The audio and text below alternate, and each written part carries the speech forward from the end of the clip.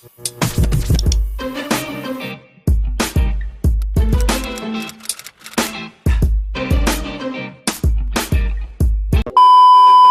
up, fam? It's your girl Des coming to you today to give y'all the Real Housewives of Potomac episode 2 review. So let's go ahead and get into that thing. Now, starts off with Gizelle's boring ass. I'm so sick of it. Season ain't even start good enough, and I'm sick of her and her non-story fucking line. She's just boring. It's obvious that Gizelle's storyline is non-existent, so it's clear that all she's gonna do now is just get into arguments and debate people and be catty like she always does. Y'all tell me, when has Gizelle really had a storyline? I'll wait. Oh, okay, because her ass is boring. Very beautiful, but ugly in the inside. Like, ugh. So she's at this boot camp with her friend Cal, telling him about Sherman or whatever, and even Cal is confused like the rest of us. Like, bitch, I thought you said you wasn't giving him no second chance. Like, what this is. But anyway, she's trying to work out so she can be firm for the wedding she's going to in a couple of days. Like, bitch, it don't work like that. And that's right there, that's how I knew you ain't got shit going on, because y'all went to go work out. Anyways, I'm just gonna say this once because I don't want y'all being mad at me, but Candiace crying was getting on my goddamn nerves. And don't get me wrong, I'm so happy for her. I am. I'm glad she found her love and all that. She finally got her wedding, all that type of shit. But dear God, everything was about to be a tear fest, and I was just like, can we move this shit along? I know somebody out there feel me. So it's 2 days away, and Candiace is trying on her wedding dress with her dear old mother dearest. From beginning to end, of course, her mama being shady, but she already knew that because that's who the fuck her mama is. She's a shady ass bitch. All right. Now, why y'all let people do y'all like this? Because you just not about to talk to me any type of motherfucking way. I'm just looking at this shit like, Candiace brings up the conversation that her and her mom left off with. I wouldn't have said shit. I would have just brought my motherfucking brother. You got a problem with, you gonna have to deal with it after my motherfucking wedding. But I do understand this is a TV show and we need to have these scenes, right? So that's why she did that. And we all saw it. Her mama's fucking crazy. The fact that she was listing off things, ungrateful, or what she say, Candiace is a princess, she has daddy issues. Bitch, whose fault is it that she has issues? Who all was involved with that? Talking about some, she narcissistic. She's narcissistic. Oh, okay. Then her mama talking about some, who would do that to their mother? Girl, fuck you. Asking Candiace what's wrong with her. And then in that scene, I know y'all peeped when Michael asked if Robin was bringing wine, huh? And Ashley was like, why are you getting red? He was getting flustered, baby. He's excited. Now, almost 2 hours before the motherfucking wedding, supposedly Sherman called Gizelle and told her that he's not ready to be around all those people. AKA, he can't keep up with the fuck shit and don't want to be there. I am confusion, okay? Because I thought that they were trying to work on things, right? And I thought, based off of what Gizelle told us, was that motherfucking Sherman basically came back begging and crawling on his motherfucking knees for you, bitch. And the last time y'all had issues, it was because the publicity of the people, right? So how is it that Mr. Sherman begged for you to come back and y'all working on it, but he reverts right back to why y'all broke it off in the first place? Somebody's lying. Okay, because shit ain't adding up. But whatever, child. To be fair, I do understand why Gizelle feels the way she feels if it's true with the whole fucking thing. But I do understand how she feels. It makes sense. I just need you here for me this one time. I thought we were working on it, and now you telling me you don't want to work on it? You don't want to be here for me? Like, what the fuck is this? It really seems like she forced them to be together, because I doubt that nigga motherfucking begged for a goddamn thing. Somehow, Gizelle takes what he tells her about not wanting to be around all those people and misdirects her frustration and anger towards Monique. And that doesn't even make motherfucking sense, because Chris and Sherman are cool. Chris told Sherman that his wife is going to apologize so they can all be on a good page. So why the fuck would Sherman feel some type of way about Monique being there? That doesn't even make any sense. Gizelle's just trying, she's just trying too fucking hard, and we see right through the shit, and it's exhausting already. It's just episode 2, y'all. It's just episode 2. But this is why I like this motherfucker, because all types of shit's going on. It's the wedding day. So Candiace finally got some sense enough to be like, look, don't let my mama in this motherfucking room. While they was preparing, getting her ready, her makeup, her hair, and all that, don't have my mama in the room. Good job. Good job. Put your motherfucking foot down. No, bitch, you cannot be in here. Talking about some, what did I do to, who did I raise? What did I do? Bitch, you was toxic and bitter, and now here I am. So thank your motherfucking self. Now get the fuck out of my goddamn dressing room. Like, come on. And I'm glad she did that, because she did not, energy just seeps. This negative, toxic, whatever the fuck, just seeps out of Mother Dearest, and it is just so annoying. But it was a very wise decision. Good job, Candiace. There you go. Now, Monique, Chris, and the lame ass Darbies all arrived around the same time. The only punctual motherfuckers in the group. We gotta do better, y'all. We gotta do better. Now, Gizelle and the Grand Dame and Mr. Ray, they arrived around the same time as well. And Gizelle had the audacity to be in her motherfucking feelings because Karen didn't drop to kiss her ass when she saw her. Like, baby, don't nobody need to acknowledge you. Ever. Especially, bitch, if I didn't even welcome you into my house, we not on good terms. Like, yeah, this is for TV, but bitch, I don't like you. Candiace did a really, really, really great job with incorporating everybody or her parents in her wedding. She had her dad walk her halfway down the aisle, and then her stepdad joined, and they both finished and walked her down the aisle. Then her mom was there on the side. I guess, y'all. I mean, it was just sweet and everything, but just seeing how her mama is, maybe I just hold grudges. Maybe I need to work through that. Because I'm like, hell no. Hell no. I want this all to be kumbaya, a good moment. Okay? Anyway. But it was nice. She does get a mean ass side eye from me though, because how Bravo messy ass showed how Candiace mama was right here and her brother all the way over here around yonder. Like, bitch, please. My brother would have been at the motherfucking front. If you want to have him at the side, already have him at the side. But at the front row.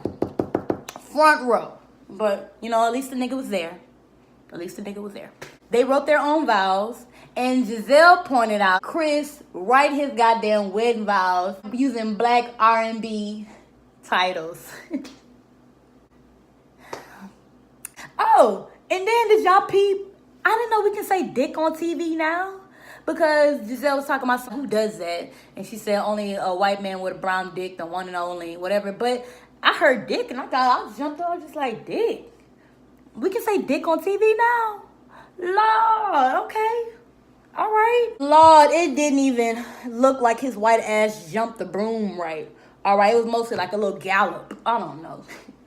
But it was sweet. It was cute. And the motherfucking reception was a bomb as fuck. But we'll get there. Karen reads the dog shit out of Ashley and her motherfucking confessionals, bitch, and was basically like, looky here. Let that bitch say something about me and mine. I'ma motherfucking sue the fuck out of her ass and take her motherfucking restaurant, then give it to her raggedy ass, bugaboo ass mama.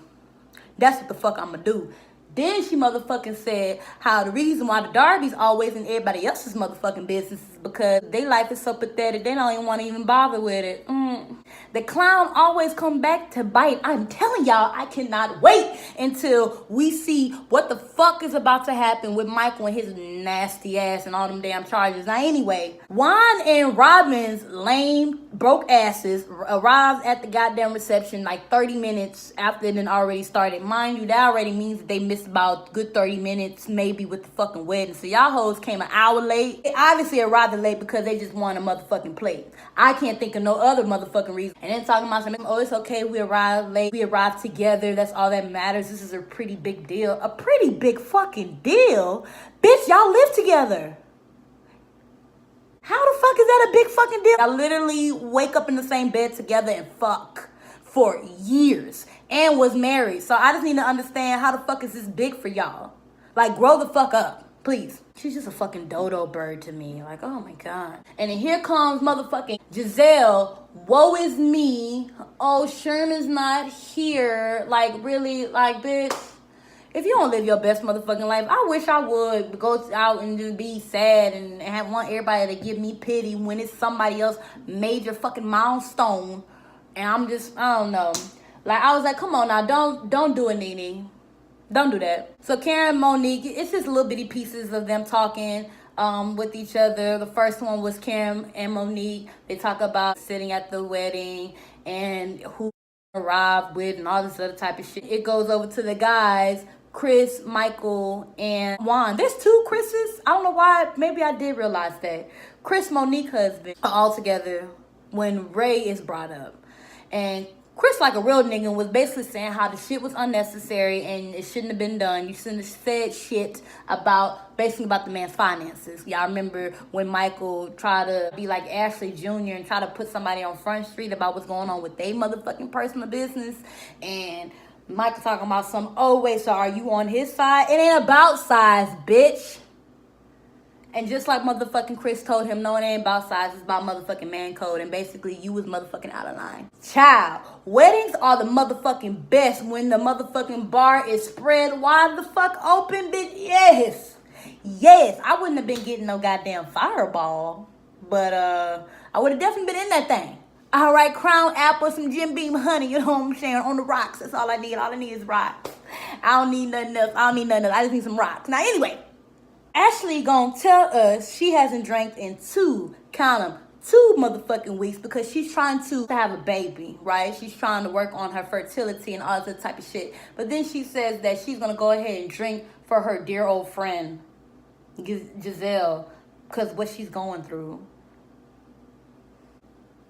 Bitch, what? That doesn't even make any fucking sense. Bitch, you just want a fucking reason to go the fuck out, wild out. Talking about it's been 2 weeks. 2 weeks, bitch.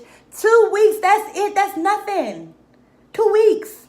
And then you want to talk about motherfucking Monique being an alcoholic? Ashley, please. Now, bitch, that reception hall was something fire. And it better motherfucking have been for $200,000, bitch. $200,000 for a fucking venue. The bitch was laid, the bitch was nice, but they went $75,000 over. Girl, wouldn't have been me. A ridiculous amount, but I ain't rich. They are. But the best thing is to just live in the moment, and that's what the fuck she did. So good for her. So everybody getting along and socializing, and here comes Gizelle. And Monique speaks to her, hugs her, tells her how she looks nice and this and that. And here goes Gizelle starting up. Because remember, like I told y'all at the beginning, she doesn't have a fucking storyline. So her thing is to be snappy and the mean girl and always want to get into these fucking disputes and arguments and shit. Because she ain't got nothing else. She has nothing else to show about her life. She has nothing going on for herself. That's what the fuck she has to do. And she has the audacity to tell Monique, oh, so you're not being a hater?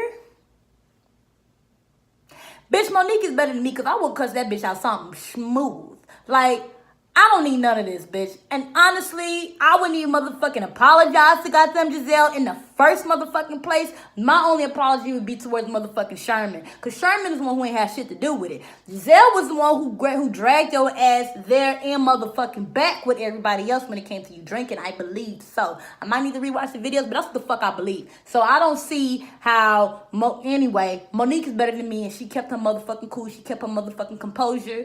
And she just went ahead and pulled Gizelle to the side and was like, look, we need to have a one-on-one. And Gizelle like, oh, a one-on-one, all this type of shit. Yeah, bitch, she has to have a one-on-one because you the type of motherfucker who has to have your lapdog right next to you while y'all have a motherfucking grown folk conversation. So Monique can't even get her words out good enough. She was really just starting off by saying, so I want to apologize to both you and Sherman. But since Sherman isn't here, let me just say apologize to you. Here, you don't need to talk to Sherman. You need to talk to me. You don't need to apologize to Sherman. You just need to apologize to me. And you had no right bringing him up. And If I would have said something about Big Boy over there. And I'm just like, oh, I would have been like, stop, bitch. Let me go ahead and stop you right there. No. You ain't about to talk to me like I'm motherfucking crazy. Let me go ahead and get the fuck out of here before I forget that I'm motherfucking pregnant. Let me just move. Because she was just all motherfucking Child, please. I would have cussed Gizelle pathetic, lonely ass the fuck out something smooth. I'm telling you, she would not have motherfucking liked me after that. Because, bitch, you're not about to motherfucking sit up here and just berate me like I just really did something to your boo-foo ass. Like, come on. Girl, please. So Giselle's just talking in circles. She just want to hear herself talk. Monique is literally trying to say, well, I'm trying to apologize. If you let me, I'm trying to genuinely apologize here. And finally, and you know, Chris, he's looking off to the side, looking from afar, and was like, oh no, let me go ahead and go get my wife. Because if y'all remember, Monique has already suffered from a miscarriage. So Chris don't want her stressed out or anything like that. He grabbed his woman and started walking away. And then Gizelle talking about some, well, no, can we just have a moment? Chris is like, no, bitch. This is my wife. We rolling. All right. He didn't say bitch, but he could have. All right. He could have, goddammit, because you doing too motherfucking much with a motherfucking pregnant woman, bitch. Like, go on somewhere. Don't nobody have time for your shit, Gizelle. It's obviously you just hungry for the camera.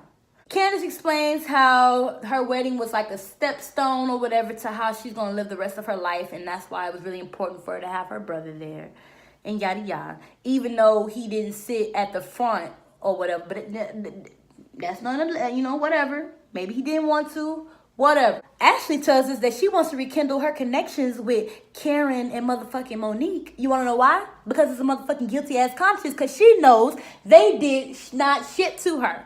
And now she wants to rekindle. She wants to gain that relationship back. When, bitch, you fucked up. Karen and Monique is over and through and done with your ass. You don't know how to genuinely apologize. You don't know how to take accountability for your motherfucking actions. Like, girl, don't nobody want to be your friend. Other than the other messy bitches with whom you're friends with. So I guess it works out. It works out. Juan's stupid ass trying to convince Gizelle to take Sherman back. And I'm like, his trifling ass would be the one to say something. Gizelle goes up to Monique and says how, you know, they can move forward. Whatever. So basically accepting her apologies that she really wasn't able to get out. But whatever. Thank God that they just gonna let this shit go. And she's talking about something. I don't want that on my conscience. The pregnant woman went into labor. Da da da da da. Whatever, Gizelle. She then goes up to Karen after, of course, having a couple of drinks. Karen's already not with the shits. Okay. She tells Karen how she wants to be friends. It's just like a guilty conscience or whatever. She said she's going to be a better friend and professional, so we shall see. The way the DJ was chanting for Candiace or whatever, at first not saying that out loud, maybe we should have known she's about to sing or whatever. But I mean, fucking Chris was laid back. I'm thinking it's time to do the whole leg. You know what I'm saying? When they take off the little lace thing from the thigh. What the fuck is that called? Anyway, I'm thinking that's what the fuck they about to do. And this motherfucker comes up and sings a gospel hymn. Now, granted, if they love it, I like it. Okay? But I was just like, okay, Candiace, cringe. But she's serenading to her man, baby. I have nothing against love. I have nothing against love. So do you, boo-boo. And I hope you enjoyed it. But, so I think it's fucking hilarious how the motherfuckers who was talking about Monique being an alcoholic was the ones down in motherfucking shots. Like goddamn me, Lil Jon and shit of whiskey. Fireball at that. My God. But I just think that's funny. Because Monique was only drinking literally wine. And if anybody knows, usually wine is lower when it comes to alcohol percentage. But regardless, you don't just take a shot of fucking wine. But they all over the motherfucking place. Especially motherfucking Ashley. Like, she is a mess. Like, somebody get this bitch some milk. Now, Gizelle finally met Candiace's brother. And she could tell motherfucking Mama Dearest was over there looking off from the side, hating. Why wouldn't she be? Why would she be cool and having fun somewhere else? I mean, why wouldn't she be bitter somewhere and exuding negative energy? I mean, why not? That's Mommy Dearest. I mean, hello. Y'all, I am convinced that Michael is bisexual, bare minimum, like he gotta be. I understand we're all in tune with ourselves differently and whatever, but that nigga gets flustered when some guys are around, always wants to grab some ass. I don't know, man. And honestly, I wasn't gonna say much until motherfucking Robin said that she heard somebody say I would suck his dick. Now, if Robin, next episode, doesn't really want to get into it or whatever, that most likely means she doesn't want to get into it because it has something to do with one of her friends. Because they about talking about shit. They love talking about other people and shit, but when it's each other, that's when it's a little different. So I wonder if that's who it was about. And of course, I have no problem with fucking Be who you are. You ain't gotta constrict yourself into a box. But if we were to put motherfuckers in a box when it comes to straight, lesbian, gay, and bisexual, I would just personally put him in the bisexual jar. You know what I'm saying? I mean, there's nothing wrong with being a bisexual at all. I mean, it's just like, he does so much. But I guess a fucking mess. Now, anyway, thank y'all for watching. The light should be fixed tomorrow, hopefully. I didn't want to postpone it again. But how did y'all like everything? Do you agree with me? What are some things you disagree on? Who is your favorite? Do y'all like Ashley? I cannot stand her. I cannot stand her, Gizelle, and motherfucking Robin. Them bitches are just so miserable to me. And then, oh, it looked like, what that girl name is. Look like one of them coming back too from season 1.